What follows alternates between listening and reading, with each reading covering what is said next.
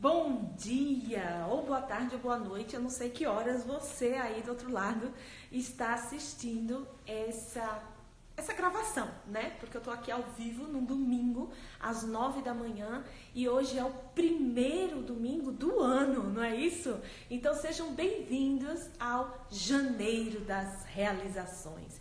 E aqui a gente está fazendo um desafio. Hoje começa realmente o desafio. No dia 1º de janeiro, no dia 1, né? Eu coloquei lá Peraí que eu vou desligar os comentários, porque isso aqui vai ficar gravado, né? Bom, no dia 1º de janeiro, eu expliquei, né? Sobre a gente sair de onde a gente está hoje, a gente chegar nesse lugar que é onde a gente está com os nossos 3 principais desejos da nossa vida realizados. E tudo isso no prazo de 1 ano. 1 ano pode parecer muito, pode parecer pouco, dependendo do que você quer realizar, do que realmente é importante para você, né? Às vezes a gente tem desejos que a gente acha que vai demorar 5, 10, 20, uma vida para realizar, e às vezes a gente nem sequer começa. Ou a gente acha que vai dar muito trabalho, que vai requerer muita força, muito esforço, aí a gente desanima e nem começa. Mas na aula da semana passada, né, do dia 1, aliás, dessa semana na quarta-feira, eu expliquei o que realmente quer dizer acelerar as realizações. Mas você acelerar e realizar mais rápido, num curto espaço de tempo, algo que é muito importante para você, um dos seus principais 3 desejos. E é muito mais fácil, muito mais simples do que a gente pensa, porque é como eu falei, tem aquela coisa do veículo, né? A gente não vai sair correndo para realizar do jeito que a gente está. Mas se a gente preparar o nosso veículo, se a gente preparar a nossa estrada, se a gente preparar o clima, se a gente tiver combustível, e se esse motorista ou essa motorista que conduz o veículo for experiente e hábil, então não tem esforço e é bem mais rápido e a gente nem sente que é tão rápido, não é mesmo? Então, nessa semana primeira, né, na primeira semana do ano, começando nesse primeiro domingo do ano, a gente vai ter um desafio, tá? No final dessa aula aqui, do que eu vou explicar aqui hoje, eu vou passar para você um desafio para você implementar durante a semana. E como funciona esse desafio? Esse desafio vai funcionar em 2 partes, tá? Hoje, domingo, eu vou liberar uma parte do desafio para você colocar em prática entre hoje e quarta-feira. E eu vou pedir que você me dê um feedback, né? Que você, como se fosse uma tarefa de casa, que você envia para mim os resultados de você ter implementado isso na sua vida. E na quarta-feira é o mesmo desafio, mas o desafio, ele fica mais desafiador na quarta-feira, né? Ele vai ter um degrau a mais, mas o tema vai ser o mesmo, tá? Então, fica aqui comigo que até o final desse vídeo de hoje eu vou explicar qual é o desafio para você colocar em prática para que você realize os 3 principais, mais importantes, mais ousados desejos da sua vida em 1 ano. E como, se você estava lá na live da quarta-feira, né, do dia 1º de janeiro, você viu que eu fiz essa metáfora desse caminho, né, da gente sair de onde a gente está e chegar nessas nossas realizações. E aí eu falei do carro, né? O carro como o veículo, ou o avião, ou o barco, seja qual veículo for, para você fazer essa jornada, essa trajetória, para chegar nas suas realizações, para chegar na sua Meca, na sua Roma, nessa sensação que você realizou, que é importante para você, né? Só que eu quero fazer um aqui, que é o seguinte: essa metáfora das realizações como uma montanha, como um destino, como um lugar para se chegar, é uma metáfora que faz parte do senso comum, que faz parte, até quando fala de inconsciente coletivo ou paraconsciente coletivo, né? Essa imagem, essa ideia, ela tá no nosso inconsciente, de tanto que foi contada essa história, de tanto que é reforçado isso. As nossas conquistas, as nossas realizações como um lugar geográfico que a gente chega, né? Mas nem sempre, às vezes a nossa realização, ela tá aqui mesmo, ela tá no lugar que a gente está.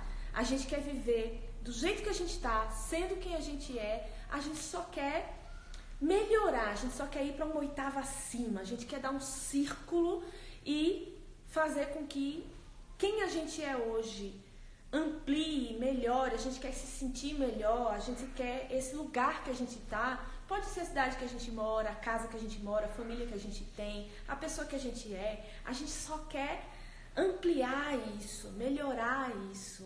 A nossa realização muitas vezes está aqui mesmo, mas mesmo assim a gente precisa dar essa volta. Às vezes a gente precisa sair de onde a gente está, dar uma volta e voltar melhorado. É que nem quando a gente vai fazer uma viagem. Não sei se já aconteceu com você.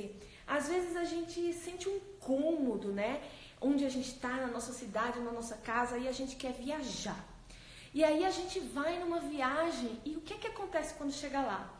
Às vezes lá, o que a gente mais encontra não é lá, mas é o aqui. Ou seja, quando a gente sai da nossa vida, do nosso mundo, do jeito que ele está, e olha a nossa vida de uma outra perspectiva, de um outro ponto de vista, a gente sabe como que a gente pode melhorar a nossa vida, a gente consegue ver coisas que a gente não vê quando a gente está no meio do olho do furacão, né? Eu vou contar uma história para vocês sobre uma realização que eu desejei por muito tempo na minha vida, que era o seguinte: eu tinha uma busca espiritual muito grande, né? Eu tinha um desejo, assim, por desvendar os mistérios do universo. Eu queria sair da Matrix, eu queria... eu me incomodava com aquela mesmice do cotidiano, sabe? Do dia a dia, eu achava que as coisas meio fake, assim. E essa busca espiritual, essa busca por conhecer sobre o ser humano, sobre a existência, era muito forte em mim. E foi aí que um dos principais caminhos espirituais da minha vida foi o caminho do yoga, né? Quando eu conheci a primeira prática do yoga, para mim foi... Eu não quis nunca mais largar aquilo ali, né? Para mim foi uma relação, assim, de amor comigo mesma, com o meu corpo. É impressionante, assim. Toda vez que eu faço uma prática de yoga, sempre saio dela com a mente mais expandida, com uma sensação de clareza, de saber distinguir melhor as coisas, sabe? As confusões se dissipam, as ansiedades se dissipam, tudo fica muito claro, muito tranquilo, né? E nessa jornada eu dediquei muito, assim, eu coloquei muito da minha energia e muito do meu foco mesmo, na minha prática de yoga e no meu desenvolvimento dentro do yoga, tanto da parte física quanto da parte teórica, né, de estudar os livros, de fazer cursos, workshops, viajei. E quando a gente está nesse meio, né, que é o meio do yoga, e no meu caso era do Ashtanga Yoga, existe sim uma Meca, uma Roma, que no caso é a Índia, né? Todo mundo que vira professor de yoga, que se aprofunda no yoga, aí as pessoas querem ir para a Índia. Cada um quer ir para o seu lugar, onde está o seu ou a sua mestra, né? Tipo, as pessoas do yoga integral querem ir lá para onde tem a comunidade do Sri Aurobindo, as pessoas do Iyengar querem ir lá onde tem o centro do Iyengar. No meu caso, do Ashtanga, a gente queria praticar com Patabi Jois. É como se fosse assim, a fonte, né? A fonte onde tudo começou, aquela fonte de conhecimento milenar que está chegando na gente. A gente quer ir lá beber na fonte, a gente quer conhecer, né? E eu tive esse desejo durante muitos anos, mas eu achava ele muito difícil de conquistar, esse desejo, até que o Patabi Jois faleceu. E quando o Patabi Jois faleceu, eu fiquei muito chateada, assim, porque, poxa, eu desejei isso tanto tempo, eu desejei ir lá conhecer ele, agora não é mais possível isso, né? Agora tudo mudou, então eu não vou conseguir realizar isso, né? E aconteceu que um ano, mais ou menos, 1 ano e meio depois que ele faleceu, eu recebi uma ligação do amigo meu dizendo assim: olha, eu tô indo pra Índia e eu tenho direito, eu tô indo a trabalho, vou ficar 15 dias lá e eu tenho direito de levar um acompanhante. Então, você quer ir comigo? Você só vai ter que pagar sua passagem aérea, porque lá você não vai precisar pagar acomodação, comida, passeio, nada. Aí eu falei: Claro que eu quero, né?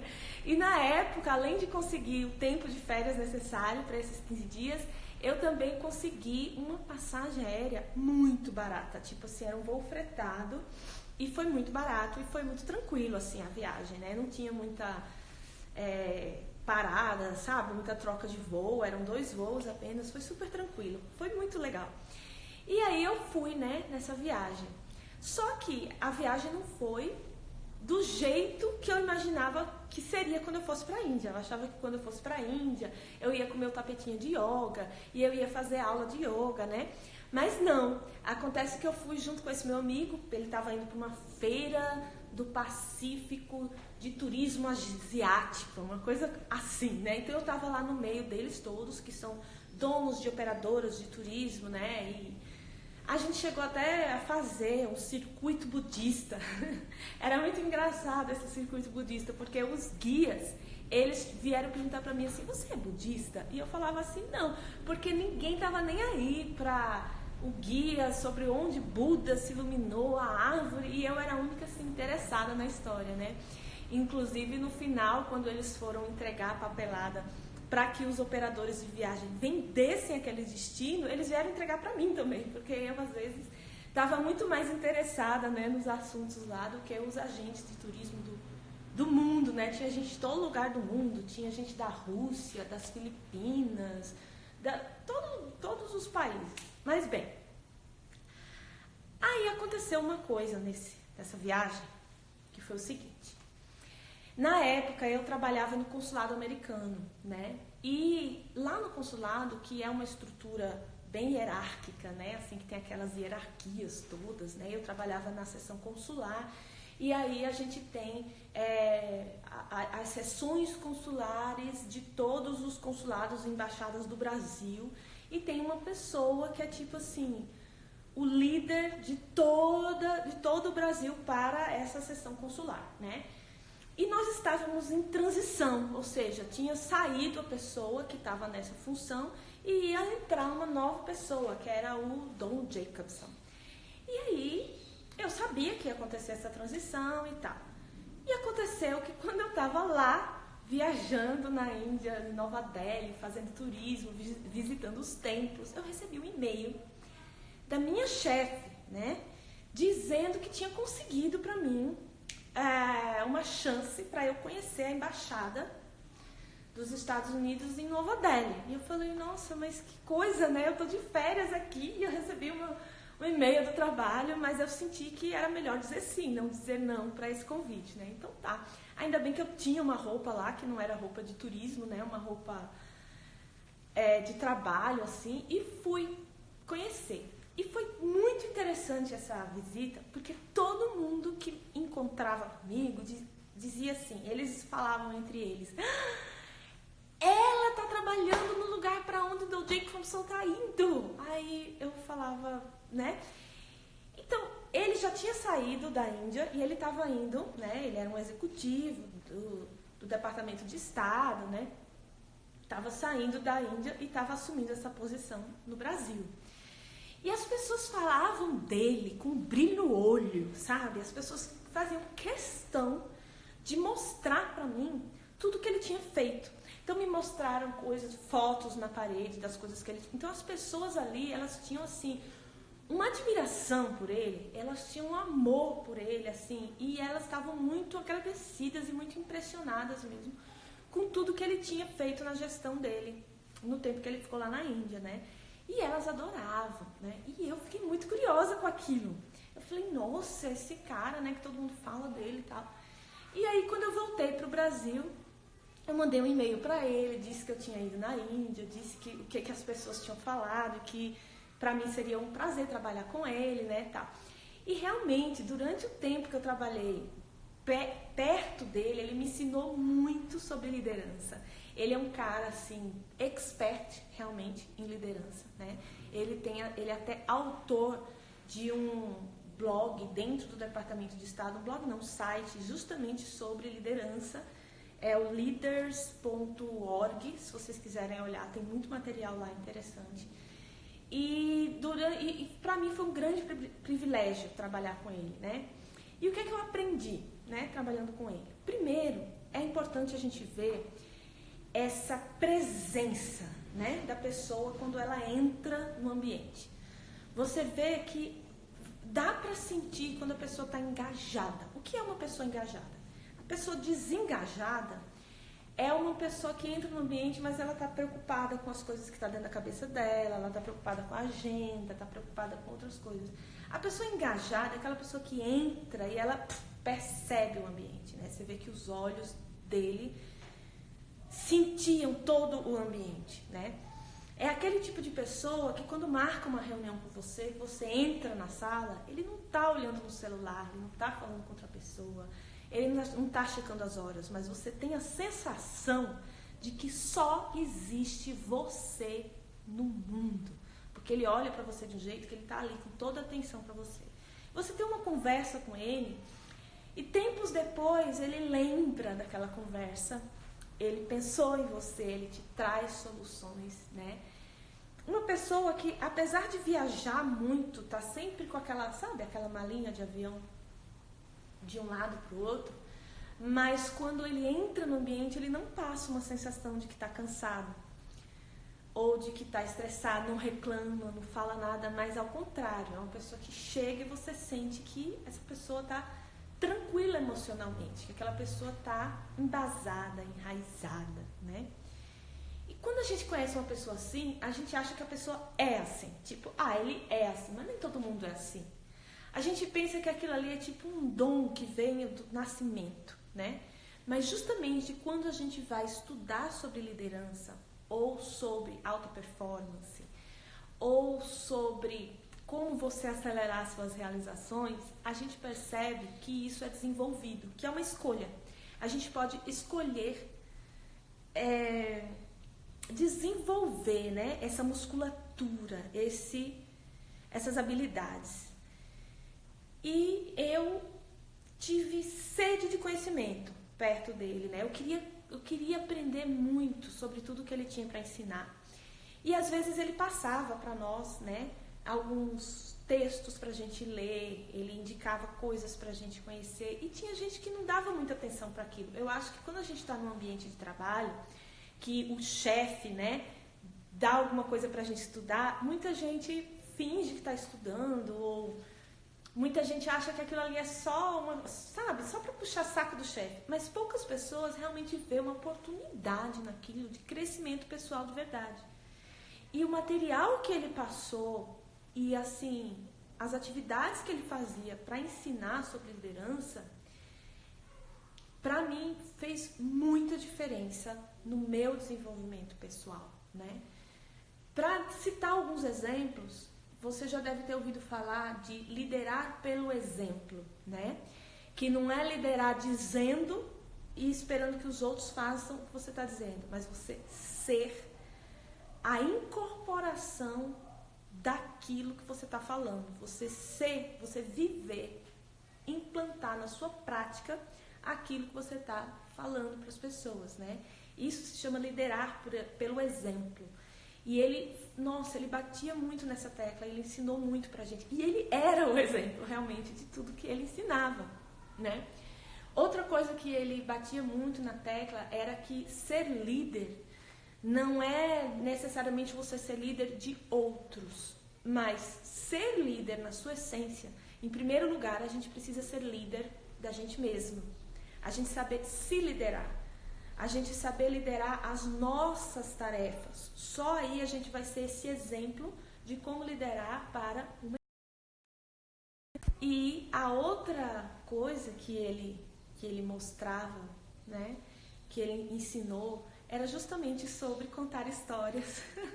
E eu tô aqui contando uma história, né, uma história para você que tem a ver com a gente se autoliderar. E tem a ver com as nossas buscas e as nossas realizações. Por quê?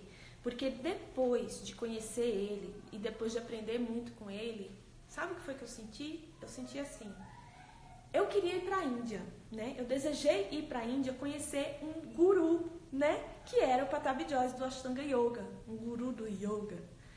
Só que eu fui para a Índia e eu conheci um guru. Aí eu lhe pergunto, esse guru era um guru da yoga, talvez não daquele yoga que a gente conhece, que é das posturas, né, dos asanas, mas o Don Jacobson, apesar dele ser, né, um líder dentro de uma organização governamental, mas o que eu aprendi, o que eu me desenvolvi com ele é muito mais yoga do que muito yoga que eu aprendi de professores de yoga. Ficou confuso isso? Porque assim, o yoga na sua essência, quando a gente vai estudar, né, lá no Yoga Sutra, o segundo sutra diz assim, Yogasthita Vritti Nirodha, né, que quer dizer, isso vem do sânscrito, que quer dizer, o yoga é a cessação das flutuações mentais, né? Então, todas aquelas práticas, todas aquelas posturas, a respiração, os pranayamas, tudo leva a gente desintoxicar a mente, o corpo, o nosso sistema, né? E a gente conseguir ter essa clareza, ter essa tranquilidade emocional, psíquica, física suficiente para estar engajado no momento presente, para estar ali inteiro. E isso ele me ensinou, isso o Don Jacobson me ensinou pelo exemplo, muito mais do que as práticas do yoga ensinavam. Faz sentido isso para você? O que eu estou querendo dizer aqui é que quando a gente busca, né, uma realização na área espiritual, às vezes a gente tem a tendência a entrar numa dicotomia, ou seja, a gente achar que o momento espiritual é diferente do momento do cotidiano, do dia a dia. Só que não, né? O que mais eu aprendi na minha busca foi isso, que as duas coisas são uma coisa só, e que você só atinge realmente a sua busca espiritual quando você vive ela no cotidiano, no dia a dia. E isso foi o que eu alcancei observando o Don Jacobson no dia a dia, entrando em contato com ele. Então, sim, eu fui para a Índia e sim, eu encontrei um guru do yoga lá. Apesar dele estar vestido num terno e apesar dele ser um líder de uma organização e não necessariamente um professor de postura ou de meditação, ok? E aí, gente, o que eu estou querendo dizer com essa história, quando eu estou falando sobre acelerar realizações? Que o importante é a gente saber a essência do que a gente busca, a essência da nossa realização, e não a capa, e não a forma dela. Então, nessa história, eu quero mostrar para você que existia uma essência. O que eu estava buscando não era necessariamente um guru de um formato tal, com um turbante na cabeça, ficando de cabeça para baixo, com a perna aqui. Não era necessariamente isso que eu estava buscando. Mas eu estava buscando uma transformação minha, pessoal. Eu estava buscando viver no estado de yoga mesmo.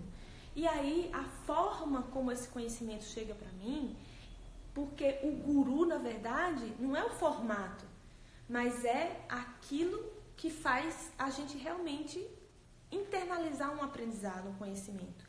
E o aprendizado do conhecimento, ele só acontece quando a gente vivencia ele, não quando a gente sabe ele teoricamente, ok? Então, por isso que esse desafio aqui do Janeiro das Realizações é fazer você entrar em contato com a essência da transformação que você quer viver e saber se desapegar um pouco das aparências e das formas e dos formatos, tá? Eu vou contar outras histórias. Tá acabando. Bom, mas vamos lá. Se acabar a bateria, eu carrego o celular e continuo essa aula, tá? Mas hoje eu vou trazer 3 principais ideias para você focar essa semana, que são muito importantes para você acelerar suas realizações. Sem essas 3 principais práticas na sua vida, você vai realmente ficar cada vez mais travando, né? Travando, e suas realizações vão ser mais difíceis, vão ser mais esforçadas, vão ser mais demoradas e talvez você nunca realize, se não observar essas 3 observações que eu vou falar aqui hoje, tá? Então, a primeira delas é o medo das críticas. O medo das críticas alheias, né? O medo das críticas alheias, ele trava a gente, ele bloqueia, né? E ele dificulta realmente que a gente flua. Então lembra do carro? O carro que vai no caminho? Esse carro, ele tem o quê? Uma aerodinâmica, um design, um motor potente, coisas que são importantes. Então, a estrada, ela precisa estar livre de obstáculos, mas o carro também precisa ter um design próprio para não ser preso pelos obstáculos, né? Que o vento não seja um obstáculo, que essa coisa do pneu aderindo ao chão não seja um obstáculo, para que fique mais leve, você consiga fluir. Então, o medo das críticas, ele é como se fosse uma coisa no carro que amarra, é como se o carro ficasse pesado, é como se os pneus não conseguissem aderir bem ao solo, né? Ou como se o motor faltasse potência, fica travado o sistema. Então, para destravar esse sistema, a gente precisa saber lidar com isso, saber lidar com essa questão das críticas alheias. Por quê? Se a gente tem medo de críticas alheias, em primeiro lugar, sabe o que vai acontecer? A gente não vai assumir para a gente mesmo quais são os nossos desejos mais profundos que a gente quer realizar. A gente vai tender, quando a gente for fazer a lista desses 3 desejos mais importantes, note que eu não cheguei lá ainda, tá? A gente vai... Não é o momento ainda de listar quais são os desejos. Por quê? Porque às vezes a gente pode não saber ainda. Os nossos desejos verdadeiros e mais profundos, eles podem estar ainda enterrados diante de tanta terra, que uma das terras é essa, é o medo da crítica alheia, né? E a gente pode tender a listar como desejo importante pra gente algo que são valores da sociedade, que são valores das pessoas com que a gente convive, valores alheios, externos, e não valores profundamente nossos. Por quê? Porque imagina se você verbaliza em voz alta qual é o seu desejo principal e as pessoas vão rir de você, as pessoas vão dizer: quem é você para achar que você pode realizar isso, né? Ou então, nossa, que ousado o seu sonho. Ou então alguém descaradamente dá uma gargalhada na sua cara, né? Alguém dizer: eu não acredito que isso que você está dizendo é possível. Ou então, as pessoas podem simplesmente serem irônicas, serem sarcásticas, ou olharem para você com aquele sorriso amarelo e com aquele olhar que você sente que elas não acreditam em você, né? Então, se a gente tiver com medo dessas coisas, chances são que a gente não vai nem sequer verbalizar em voz alta qual é o nosso desejo. E às vezes a gente não vai nem em voz baixa, a gente não vai dizer isso dentro da gente, porque a gente vai ter um certo receio, uma certa vergonha do próprio desejo. Faz sentido para você? E qual é o jeito da gente lidar com o medo das críticas? Bom, o principal meio da gente lidar com o medo das críticas é não evitando as críticas, né? É não querendo fugir delas. Isso parece o contrário, né? Isso parece contra-intuitivo. Mas, na verdade, quando a gente tem medo das críticas, e esse medo está latente, ele está alto, ele está à flor da pele, as chances são que a gente não vai querer chegar perto dessas críticas. A gente não vai querer ouvi-las. A gente vai querer evitar e fugir delas.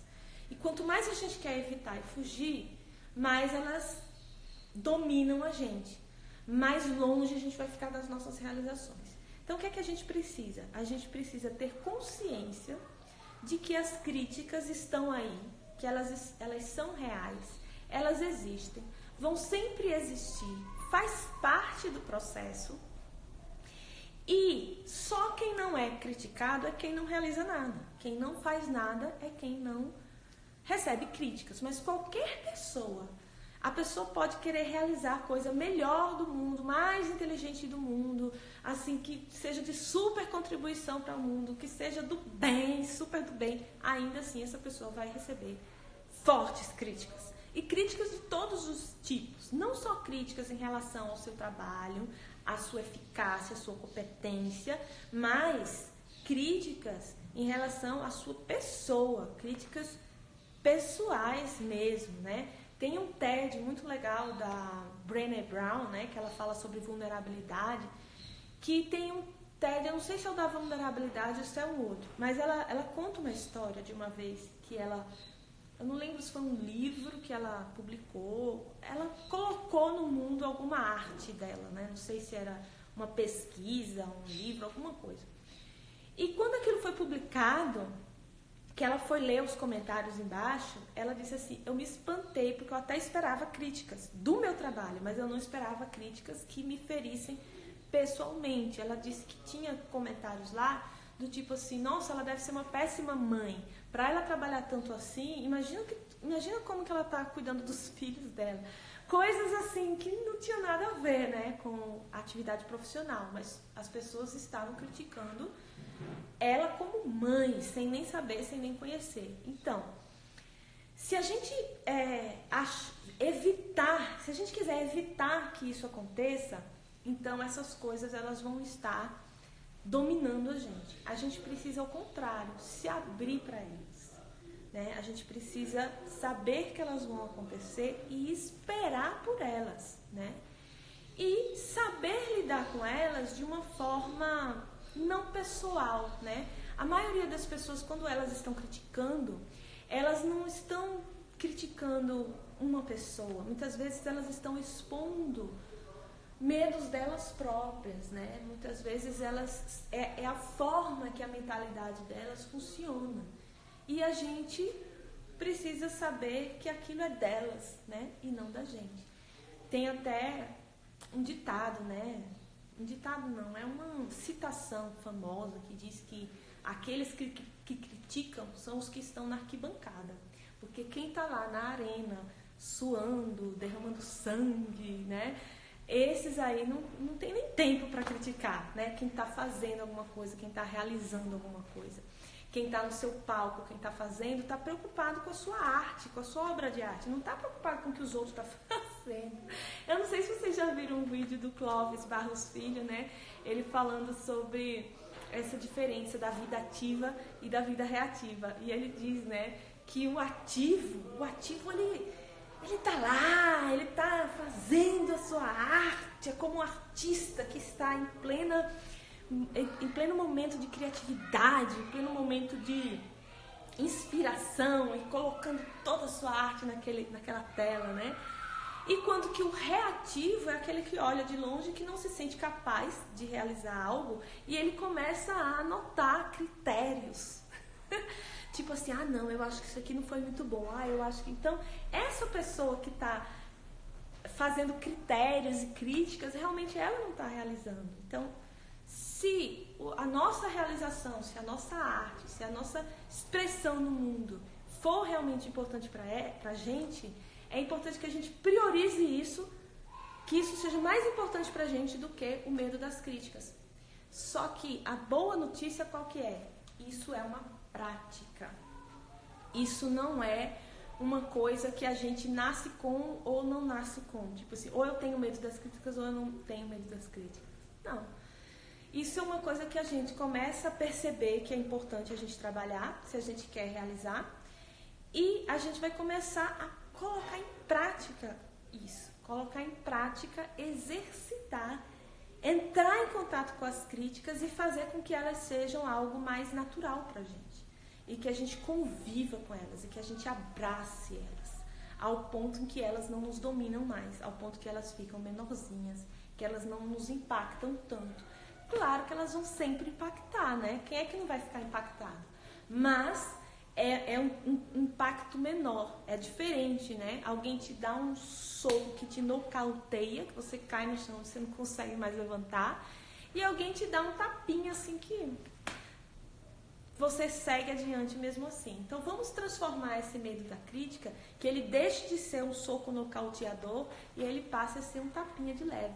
Faz sentido para você? Então isso vai ser parte do desafio de hoje, tá? Então anota aí. Primeira coisa, a gente saber que faz parte da aerodinâmica do nosso veículo, para ele ir mais leve, é saber lidar com as críticas e não ter medo delas.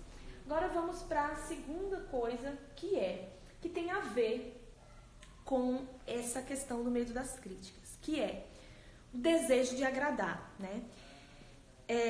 A forma como a gente foi educado no mundo, dizendo as diferenças entre bom e mal, né? Quando a gente é criança, isso é feio, isso é coisa de menina, boa menina, né? Ou então, você é um bom aluno ou você é um mau aluno. Então, essa dicotomia bom, ruim, ou bom, ruim, né? Boa menina, má menina, essas coisas, faz com que a gente fique querendo agradar.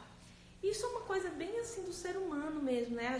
Do animal humano, assim, do mamífero, que tipo assim, nossa, os meus pais, eles são a fonte da minha existência, são eles que me alimentam fisicamente, de comida, né? De moradia, de roupa, de tudo que eu preciso para sobreviver, mas me alimentam também espiritualmente, com amor, com carinho, com atenção. E se eu agrado aos meus pais, eu recebo mais amor, mais carinho, mais atenção, recebo os alimentos necessários da sobrevivência. E se eu desagrado os meus pais, eu acho que eu não vou sobreviver. Então, a gente transfere essa necessidade de agradar os pais para as necessidades de agradar os amigos, os professores, todo mundo, né? E aí a gente precisa mexer um pouco nisso, porque a gente sabe que não vai agradar a todo mundo, né? E a gente precisa saber desagradar. Olha que coisa mais louca eu falando isso, né? Você sabe que uma coisa que eu aprendi foi isso. Eu custei bastante para conseguir me libertar da necessidade de agradar. Mas mesmo quando eu me libertei da necessidade de agradar, demorou para eu perceber que eu ainda tinha medo de desagradar. Porque são duas coisas diferentes. Às vezes você pode não estar agradando, mas ficar meio neutro ali, não está agradando nem desagradando. Mas você ter a coragem de desagradar é um outro passo, né? E saber que desagradar está tudo bem. Você pode ver que as pessoas ousadas, né? As pessoas que são autênticas, que vão lá e colocam realmente sua arte no mundo, colocam a sua fala, a sua mensagem. Eu estou falando de colocar a sua mensagem no mundo, mas a sua realização não precisa ser isso. Como eu falei, a realização sua pode ser simplesmente dormir melhor, ter uma boa noite de sono, ter uma boa saúde. Mas até mesmo para isso, a gente precisa desagradar. Porque às vezes, sei lá, é uma noite de Réveillon e as pessoas dizem assim, é festa e você tem que comemorar até as 4 da manhã. E você pode não estar sentindo aquilo dentro de você. Você pode estar sentindo assim, olha, a minha noite de sono, eu dormi bem, eu ter todos os meus neurônios no lugar, a minha saúde é mais importante do que ficar comemorando aqui até as 4 da manhã, só porque o mundo está dizendo que é Réveillon e que eu tenho que ficar comemorando. Então, não, tchau, eu vou dormir. E nesse momento que você faz isso, você está desagradando alguém, né? Então, quando eu falo em ser autêntico, em ser ousado, não estou dizendo de grandes realizações, você querer ser, sabe, presidente da ONU, ou ganhar um prêmio Nobel, ou construir um palácio. Não estou falando só disso. Tudo bem se são esses os seus sonhos. Mas eu estou querendo dizer que, às vezes, coisas simples, como cuidar da sua saúde, pode desagradar outras pessoas também. Às vezes você quer comer uma comida saudável e todo mundo à sua volta quer que você coma pizza e hambúrguer. E às vezes quando você diz para a pessoa, não, eu não vou comer pizza, eu não vou comer hambúrguer com você está desagradando. E às vezes a gente precisa estar ok com desagradar. A gente saber que desagradar é importante para as nossas realizações. Está fazendo sentido para você isso? Então vai deixando comentário, tá? Se está fazendo sentido. E o terceiro ponto que eu quero trazer aqui tem a ver com os outros dois, né? Tem a ver com trabalhar o medo da crítica, trabalhar essa necessidade de agradar, que é saber dizer não. Aí eu pergunto para você, de 0 a 10, o quanto você sabe dizer não? Porque dizer não é preto ou branco, não é assim, sim, eu sei dizer não, não sei dizer não. Existe aí um contínuo, né? Às vezes a gente sabe dizer não para certas pessoas, para as outras a gente não sabe. E olha, se você realmente quer realizar os 3 desejos mais importantes da sua vida em um ano, você precisa dizer não. Não só para outras pessoas, dizer não para pessoas que querem que você entre dentro do plano delas, né? Das realizações delas, mas precisar priorizar as suas, né? Mas saber dizer não também para coisas que você gosta, né? Por exemplo, saber dizer não para coisas que vão ser obstáculos nas suas realizações, coisas que vão ser distrações, que vão distrair, tirar você do seu caminho. Essas coisas podem ser, vamos pensar, vamos supor que você colocou aí um planejamento para você de incluir um hábito novo na sua vida. Esse hábito novo pode ser uma atividade física, né? O que pode ser a sua realização. Pode ser você trabalhar melhor suas finanças, né? Pode ser você se alimentar melhor, fazer um suco verde. Pode ser algo que vai precisar de tempo, de um determinado tempo seu na sua agenda. Só que aí, quando o dia começa e você entra na rotina, aparecem coisas que são prazerosas para você. Tipo um filme na Netflix, né? Tipo ficar olhando lá o feed do Instagram das pessoas, ou um convite de uma pessoa para ir comer um hambúrguer, ou para cada pessoa pode ser uma coisa, mas vão aparecer coisas que são tentadoras, né? Coisas que são prazerosas, que você gosta de fazer. Mas a gente sabe que a gente vai precisar saber dizer não para essas coisas também, para poder dizer sim para as nossas realizações. E isso tem a ver com esse compromisso. Só que se a gente está tão acostumado a dizer sim, sim, sim para as outras pessoas, né, para quem pede ajuda para a gente, para os nossos prazeres, para um monte de coisas, prazeres que eu digo, prazeres rápidos e fugazes, né, porque a gente sabe que a gente está indo em direção ao nosso prazer mais importante da vida, que é a nossa realização. E aí, se a gente está acostumado a dizer não, a não dizer não, aliás, o nosso cérebro, ele não escuta o que a gente diz, né? Nosso cérebro escuta o que a gente faz. Então, se a gente está acostumado a fugir das críticas, a querer sempre agradar e a não saber dizer não, a ficar aceitando os convites, dizendo sim para várias distrações, o nosso cérebro ele vai criar vias neurais dentro do cérebro que vai estar habituado a agir daquele jeito. E aí chega um momento que a gente precisa tomar consciência disso e começar a tomar atitudes para modificar isso daí e dizer para o nosso cérebro através da prática, através das nossas ações, o que é realmente que a gente vai fazer, criar novos caminhos mentais, né, cerebrais no nosso cérebro, ok? Então é aí que vem o desafio, é aí que a gente precisa se desafiar. E por que desafio? Porque todo hábito, ele leva um tempo para virar um hábito, para ficar fácil, né? Quando ele vira hábito, ele já ficou fácil, né? Pra gente, por exemplo, escovar os dentes todos os dias, tomar banho todos os dias, já é um hábito e é fácil, mas nem sempre foi assim. Houve uma época que era difícil, né? Quando tinha que ter ali um pai, uma mãe dizendo, vai escovar os dentes, vai tomar banho, vai... Então, a gente vai ser essa voz que vai ficar dizendo pra gente. Então, esse é o momento do desafio, né? O momento do desafio é no momento que tá difícil de construir aquele novo hábito. Depois que vira o novo hábito, aí o nosso carro já tá pronto, aí fica mais fácil, tá? Então, vamos lá. De hoje até quarta-feira, que vai ser a nossa próxima live, também às 9 da manhã.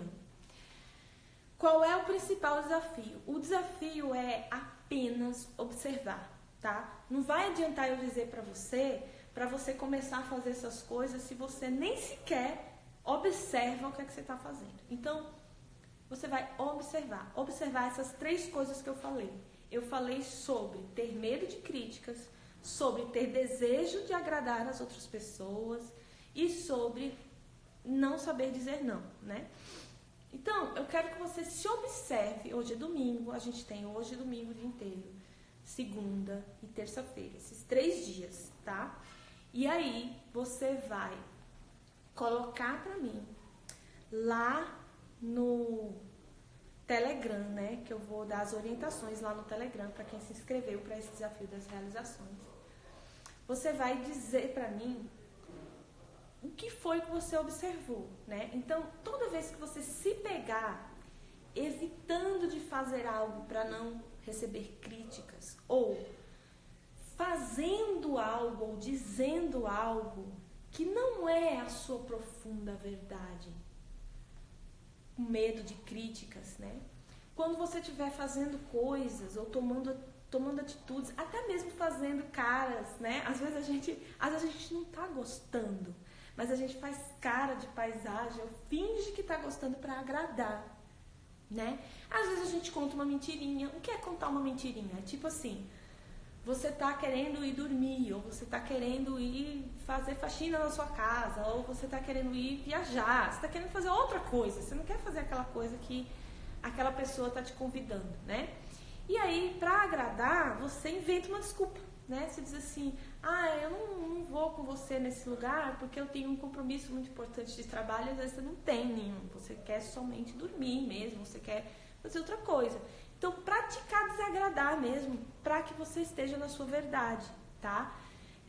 E quando você se pegar não sabendo dizer não, quando tiver uma coisa que você quer dizer não para aquilo, né? Seja uma outra pessoa ou seja uma atividade, e você acaba cedendo, né? Acaba cedendo aquilo e você prioriza dizer sim para algo, mas quando você diz sim para esse algo, você está dizendo não para as suas realizações. Então, é apenas observar, tá? A gente não vai fazer nada. Por quê? Porque quando a gente não está acostumado a exercitar esse músculo, que é o músculo de saber dizer não, de desagradar, de estar ok com as críticas, quando esse músculo está enfraquecido, a gente acha, mas é só acha, tá? É só uma ideia, não quer dizer que é verdade, a gente vai precisar questionar essa nossa verdade. A gente acha que, tipo assim, vamos supor, a pessoa vai convidar você para alguma coisa que você quer dizer não. E você acha que se você dizer não, necessariamente você vai ser grosso com a pessoa. Só que não, às vezes a gente não sabe dizer não e no começo a gente termina sendo grosso mesmo. Mas é um exercício, porque a gente vai exercitar saber dizer não sendo gentil ao mesmo tempo, né? Saber dizer não de uma forma que a outra pessoa não se sinta agredida, que a outra pessoa não fique chateada, não ache que você foi grosso com ela, nem nada. Mas pode ser que no começo você seja grosso, pode ser que no começo, quando você fale a sua verdade, desagrade de uma forma um pouco agressiva, pode, mas é importante a gente passar por esse exercício até a gente desenvolver a habilidade de estar na nossa verdade, estar no nosso palco, estar caminhando em direção às nossas realizações e, ao mesmo tempo, a gente fazer isso com assertividade, né? Fazer isso de uma forma tranquila, de uma forma que a gente passe para as pessoas uma ideia admirável de autenticidade, de honestidade e não de grosseria ou agressividade. Faz sentido para você? Então é como tudo no começo. Do mesmo jeito que quando a gente vai dirigir a primeira vez, a gente não sai dirigindo com perfeição, a gente precisa deixar o carro morrer, às vezes bater algumas vezes, né? Às vezes a gente precisa...